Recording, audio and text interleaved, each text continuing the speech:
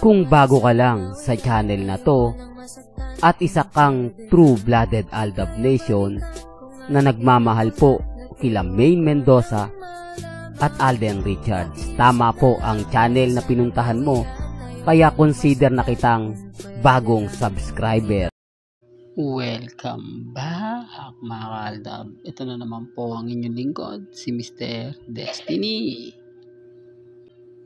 At magbibigay na naman tayo ng pinakamagandang update po ngayon sa social media.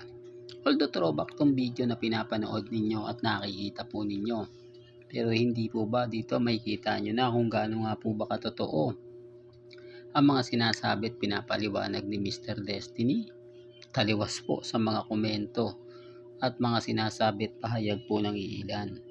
Ayan po yung isa sa rason kung bakit po kampante si Mr. Destiny, kung bakit po hanggang ngayon masaya si Mr. Destiny. Pero andyan na yan andyan na yung point mga Aldab na okay lang kasi tanggap na namin naman natin ang katotohanan na talagang pinagbabawal nga po na magkasama, magkausap sina Alden at si Maine.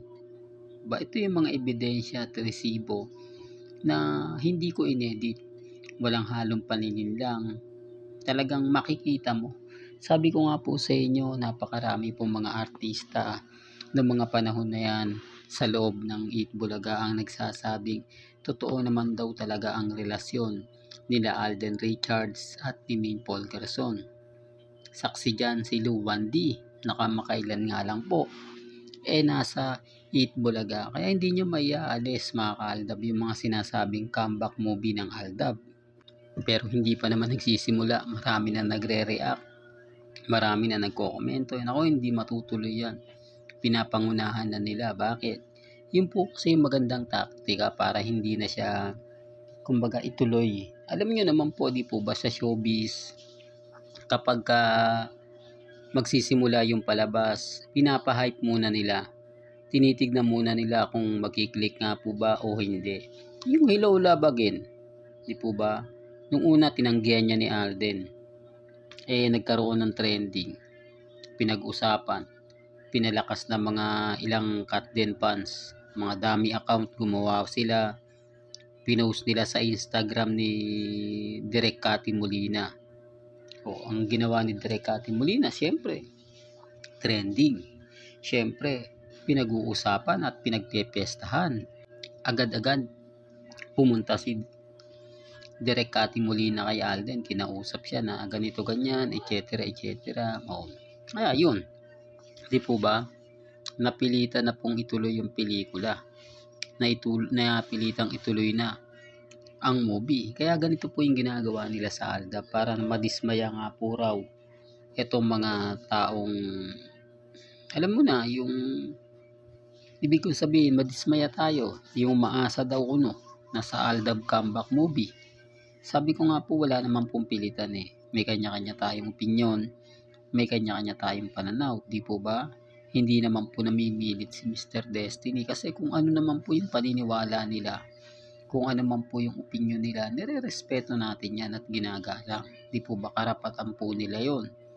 Ang sa akin lang naman po, nagbibigay lang naman po tayo ng update, nagbibigay lang naman po tayo ng mga pahayag, lalo na nga po kapag pinag-uusapan sa social media. Itong comeback movie ng Aldab, di po ba? Well, punta na tayo dito sa ating pinaka main topic. Another blessing na naman po kila Mr. and Mrs. Polkerson na kinukuha po lagi ni Alden Richards at ni Maine Polkerson. Kaya lang syempre hindi makakadalo dyan si Maine. Yan ang isa sa rason at dahilan mga Aldab kung bakit maraming award na nakuha si Mengay na hindi niya na ngayon pinupuntahan. Hindi na siya katulad ng dati na kumbaga, di po ba? Although sabihin natin ang laki na ng pinagbago. Siyempre Mr. Destiny, may pamilya na si Maine, ganito ganyan. Yun po yung lagi nilang rason. Yun po yung lagi nilang sinasabi sa atin na kapag tinatanong natin, ay bakit walang post? Kala ko ba malakas sila kay Congressman Arjo, kay Ibiang, pero bakit parang walang update? Parang hindi naman ata sila binibigyan ng mga kaganapan ni hindi man lang po mag-post si Congressman Arjo sa kanyang account. Pero sa Facebook niya, di po ba? Sinasabi kasi ng iba, hindi, admin niya ng Facebook. Hindi ganito ganyan. Sa totoo lang naman po, kahit naman sino, kahit naman admin ng may mga pagkakataon na kailangan din naman po magparamdam ni Congressman Arjo. Hindi po ba? Kasi gaya ng sinabi ko nga po, 3 years na yung termino ng isang congressman. 3 years na pero never pa rin pong wala pa rin anak si Mr. and Mrs. Paul Garzon o si Mengay. No. Ito nga po yung sinasabi ko, mga kaaldab, na yung mga taong bitter po sa akin, kapag sinasabi ko yan, maraming komento, maraming reaksyon, maraming mga bagay-bagay na keso ganito, keso ganon. Pero okay lang. Kalmado lang po ako. Malay nyo, di po ba, bukas sa Makalawa, igulati na lang po tayo ni Alden Richards at ni Maine Paul Garzon. Sanay naman po tayo sa mga ganyan. Di po ba sila hindi? O kaya nga po ng bench. Ano yung mga komento po sa bench? Nababasa nyo naman po. Siguro nakikita, napapakinggan. Pero sabi ko nga, normal lang po yan. Lalo na po sa mga Katden fans. Kasi alam po nila na ngayon lang po sila makapagre-react ng gusto. Ngayon lang sila pwedeng magsalita dahil wala naman po kasing ipopost na hindi papabor. O ngayon nagsama, siyempre, di po ba? Pero wala naman daw pong usapan na nangyari ni hindi nga po raw nilapitan ni Alden Richards si Catherine sa backstage.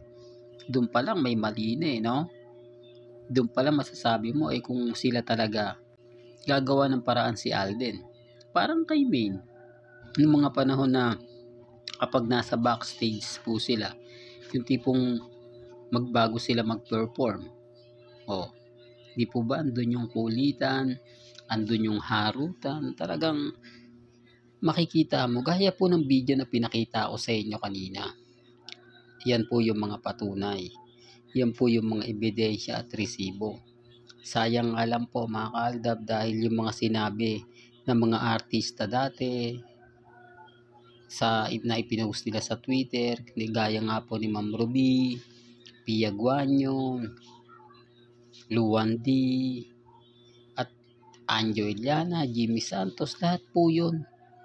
Di po ba? Lahat po yun talagang masasabi mo na may relasyon sila. Pero ng mga panahon kasi noon mga kaaldab, wala, hindi naman po talaga namin ine-expect at hindi namin talaga iniisip. Ni sa panaginip, hindi po namin kumbaga hindi pong paghihiwalayin. Di po ba? Kaya nga po ang laki ng pagsisisi ng Aldab Nation.